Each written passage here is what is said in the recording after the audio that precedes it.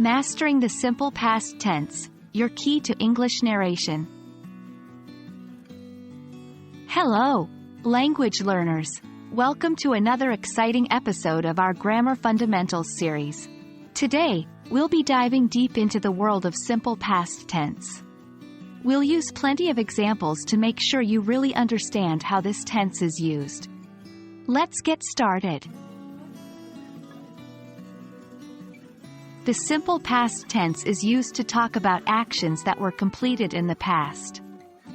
Whether it's a past event, a completed action, or a past habit, this tense is your go-to tool.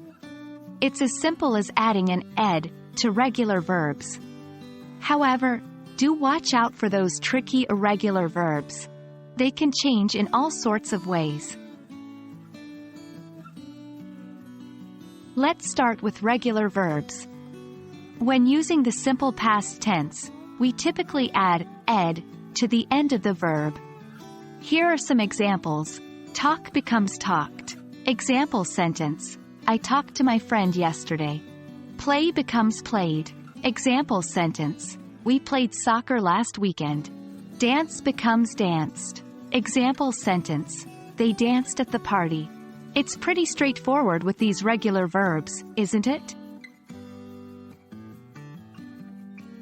Now, let's move on to those irregular verbs.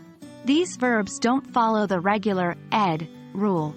Instead, they transform in their unique ways. Here are some examples. Go becomes went. Example sentence: I went to the cinema last night. See becomes saw. Example sentence: she saw a movie yesterday. Begin becomes began. Example sentence: they began their journey 2 days ago. Remember, irregular verbs can be tricky, so it's best to memorize them. You can also form negative sentences and questions with the simple past tense. For negatives, just add did not before the base verb. Talk becomes did not talk. Example sentence: I did not talk to her. For questions, use did before the subject.